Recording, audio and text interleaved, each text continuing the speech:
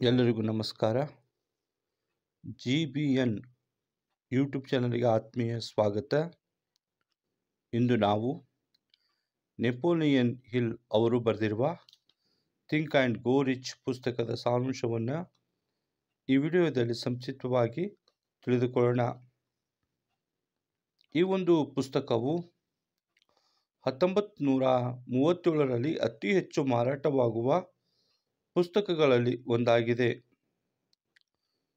ಈ ಪುಸ್ತಕವು ಒಂದು ಪುಸ್ತಕಿಗೆ 1000 ಬುಕ್ಕಿಗೆ ಸಮಾನವಾಗಿದೆ.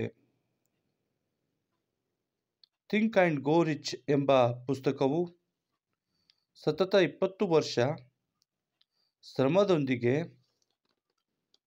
500ಕ್ಕಿಂತ ಹೆಚ್ಚು ಶ್ರೀಮಂತರನ್ನು ಭೇಟಿ ಮಾಡಿ ಬರೆದ ಪುಸ್ತಕವಾಗಿದೆ. ಈ ಪುಸ್ತಕದ ಕೆಲವು ಮಹತ್ವದ ಪಾರ್ಡೋಸನ್ನು ಈ ಕೆಳಗಿನಂತಿವೆ. ಈ ಪುಸ್ತಕವು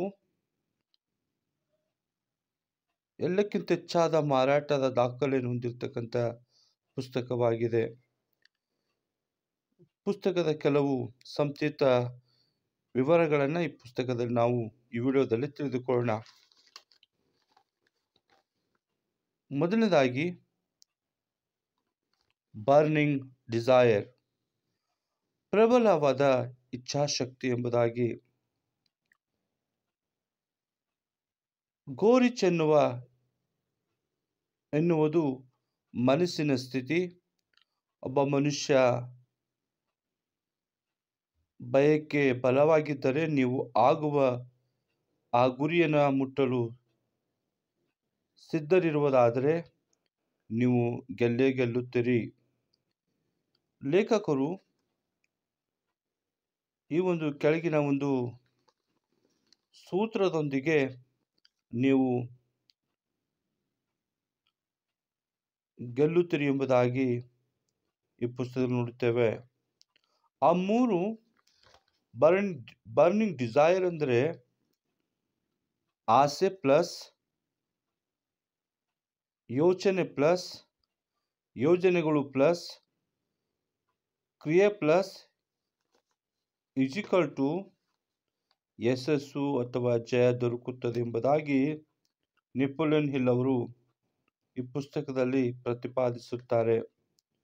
ಪ್ರತಿಯೊಬ್ಬ ಮನುಷ್ಯನಲ್ಲಿ ಒಂದಿಲ್ಲ ಒಂದು ಆಸೆಗಳಿರುತ್ತವೆ. ಆಸೆ ಇರುವುದು ತಪ್ಪಿಲ್ಲ, ಆದರೆ ಆಸೆ ದೊಡ್ಡ ಯೋಚನೆಯೊಂದಿಗೆ ಕ್ರಿಯಾರೂಪಕ್ಕೆ ತರುವುದಾದರೆ ಅದರಲ್ಲಿ ನೀವು ಸಕ್ಸಸ್ಸನ್ನು ಕಾಣಬಹುದು. ಪ್ರತಿಯೊಬ್ಬ ಮನುಷ್ಯ ದೊಡ್ಡದಾದ ಗುರಿ ಉದ್ದೇಶಗಳನ್ನು ಹೊಂದಿರುತ್ತಾನೆ. ಆದರೆ ಆಸೆ ಇದ್ದರೆ ಸಾಲದು, ಅದರ ಜೊತೆ ಪ್ರಬಲವಾದ ಇಚ್ಛಾಶಕ್ತಿ, ಗುರಿ ಇರಬೇಕು. ಎರಡನೇದಾಗಿ ಶಕ್ತಿಶಾಲಿಯಾದ ನಂಬಿಕೆ. ನೆಪೋಲಿಯನ್ ಹಿಲ್ ಅವರು ಈ ಎರಡನೇ ಒಂದು ಟಾಪಿಕ್ನಲ್ಲಿ ಏನು ಹೇಳ್ತಾರೆ ಅಂತಂದರೆ,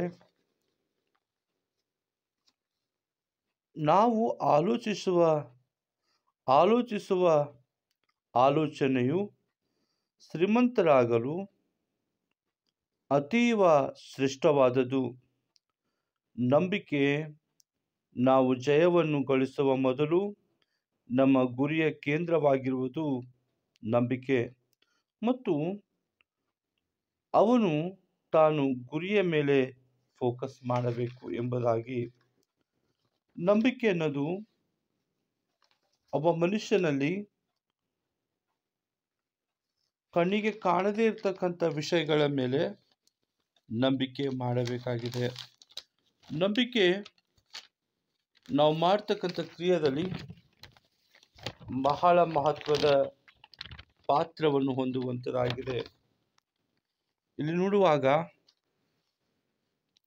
ನಮ್ಮ ಗುರಿಯ ಮೇಲೆ ನಾವು ಫೋಕಸ್ ಮಾಡುವಾಗ ಆ ಗುರಿಯ ವಿಷಯದಲ್ಲಿ ನಮ್ಮ ನಂಬಿಕೆ ಇಲ್ಲದಿದ್ದರೆ ನಾವು ಕ್ರಿಯೆಯಲ್ಲಿ, ಯೋಚನೆಯಲ್ಲಿ, ಆಲೋಚನೆಯಲ್ಲಿ ನಾವು ನಂಬಿಕೆ ಅನ್ನತಕ್ಕಂಥದ್ದು ಇಲ್ಲದಿದ್ದರೆ ಅದು ಎಲ್ಲ ವ್ಯರ್ಥವಾಗಿರುತ್ತದೆ.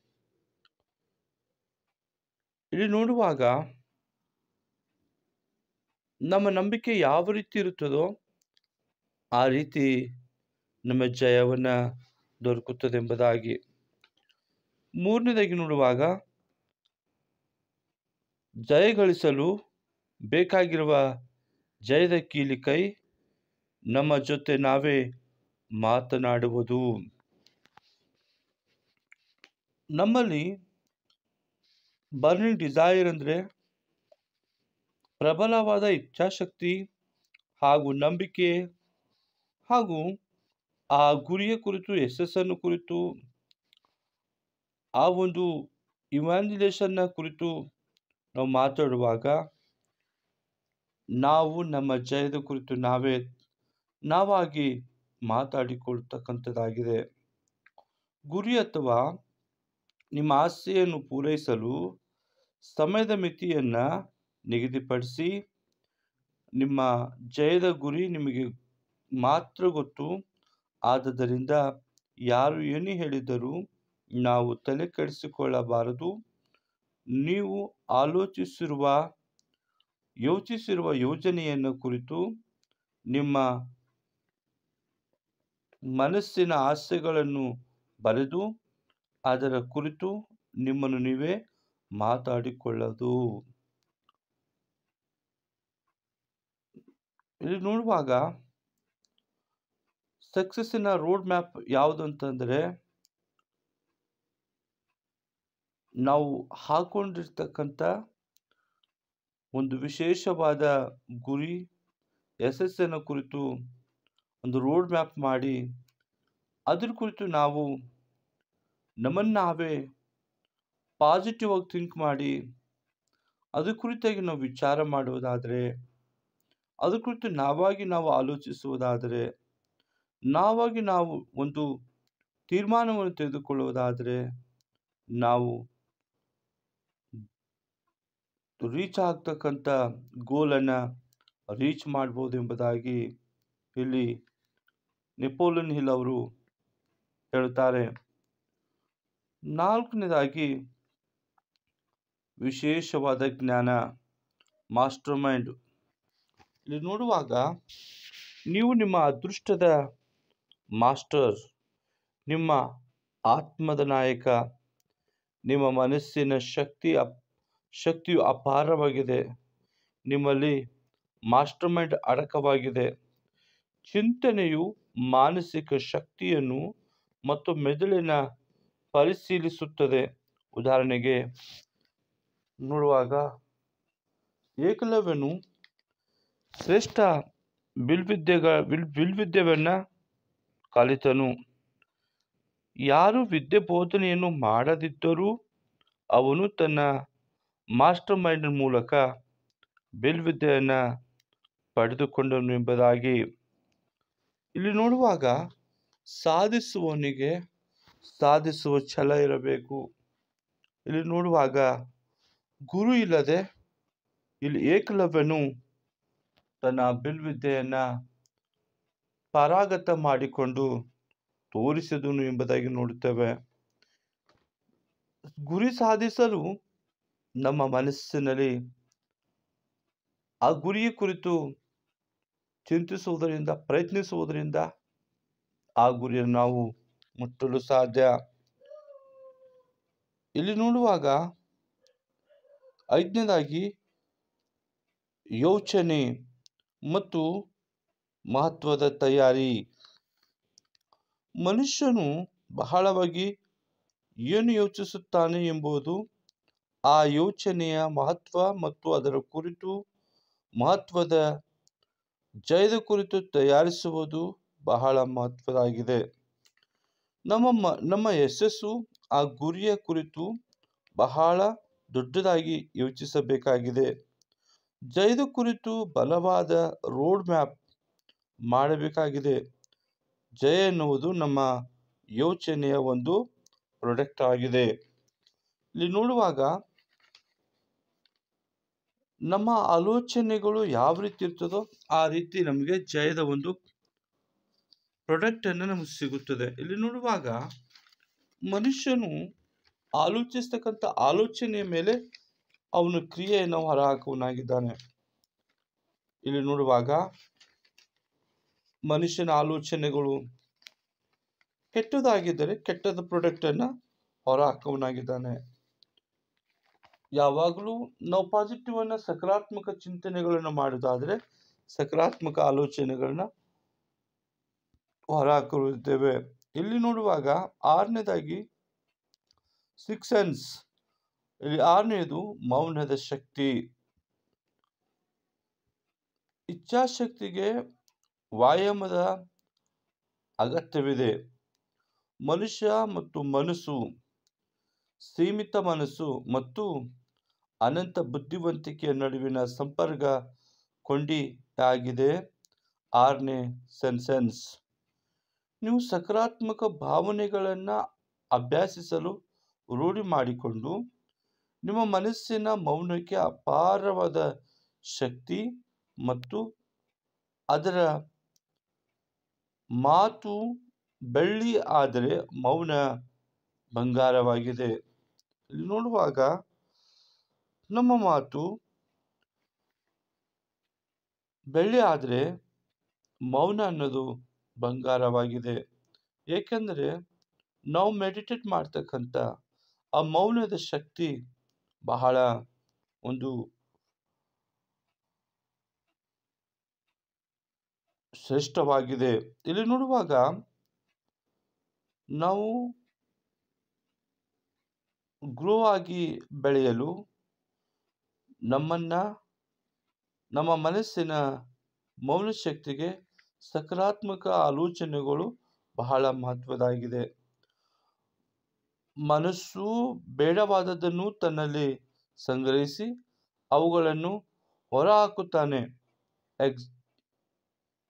ಇಲ್ಲಿ ನೋಡುವಾಗ ಉದಾಹರಣೆಯಾಗಿ ನೋಡುವಾಗ ರೇಡಿಯೋ. ಇಲ್ಲಿ ನೋಡುವಾಗ ರೇಡಿಯೋ ಅನ್ನತಕ್ಕಂಥದ್ದು ನಮ್ಮ ಒಂದು ತಲೆಗೆ ಒಂದು ಹೋಲಿಕೆ ಆಗಿದೆ.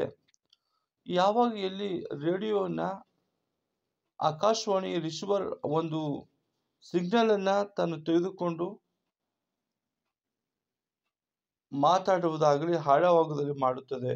ಅದೇ ರೀತಿ ಅದು ಏನನ್ನ ಸಿಗ್ನಲ್ ಅನ್ನ ರಿಸೀವ್ ಮಾಡ್ತದೋ ಅದನ್ನೇ ಹೊರ ಹಾಕ್ತಕ್ಕಂಥದ್ದಾಗಿದೆ. ಇಲ್ಲಿ ನೋಡುವಾಗ ನಮ್ಮ ತಲೆಯಲ್ಲಿ ಇರ್ತಕ್ಕಂಥ ಆಲೋಚನೆಯ ಒಂದು ಸಂಗ್ರಹಣೆಯನ್ನ ನಾವು ಆಲೋಚಿಸುವುದರ ಮೇಲೆ ನಾವು ಏನನ್ನು ಆಲೋಚಿಸುತ್ತೇವೋ ಆ ಆಲೋಚನೆ ನಾವು ಹೊರಹಾಕಲಾಗಿದ್ದೇವೆ. ಇಲ್ಲಿ ನೋಡುವಾಗ ಮನಸ್ಸಿನ ಬೇಡವಾದ ಆಲೋಚನೆಯನ್ನು ತನ್ನಲ್ಲೂ ಸಂಗ್ರಹಿಸಿ ಅವುಗಳನ್ನು ಹೊರಹಾಕುತ್ತಾನೆ ಎಂಬುದಾಗಿ ಈ ಒಂದು ಪುಸ್ತಕವು ಬಹಳ ಪ್ರಯೋಜನವುಳ್ಳದಾಗಿದೆ. ಈ ಪುಸ್ತಕವು ಒಂದು 500ಕ್ಕಿಂತ ಹೆಚ್ಚಾಗಿ ವಿದ್ವಾಂಸರನ್ನ ಮಿಲಿಯನಿಯರನ್ನ ಭೇಟಿ ಮಾಡಿ ಬರೆದಿರ್ತಕ್ಕಂಥ ಪುಸ್ತಕವಾಗಿದೆ. ಒಂದೇ ಒಂದು ಪುಸ್ತಕವು 1000 ಪುಸ್ತಕಕ್ಕೆ ಸಮ ಎಂಬುದಾಗಿ ಇಲ್ಲಿ ನಾವು ನೋಡುತ್ತೇವೆ. ಇಲ್ಲಿ ನೋಡುವಾಗ ಥಿಂಕ್ ಆ್ಯಂಡ್ ಗೋ ರಿಚ್ ಎನ್ನುವಾಗ ನಾವು ಆಲೋಚನೆಯ ಮೇಲೆ ನಾವು ಶ್ರೀಮಂತರಾಗಬಹುದಾಗಿದೆ. ನಮ್ಮ ಆಲೋಚನೆ ಯಾವ ರೀತಿ ಇರ್ತದೋ ಆ ರೀತಿ ನಾವು ಸಮೃದ್ಧಿಯಾಗಿ ಬದುಕಬಹುದಾಗಿದೆ. ಈ ಒಂದು ಬುಕ್ಕು 1000 ಪುಸ್ತಕಿಗೆ ಸಮವಾಗಿದೆ. ಈ ಒಂದು ಪುಸ್ತಕದ ಒಂದು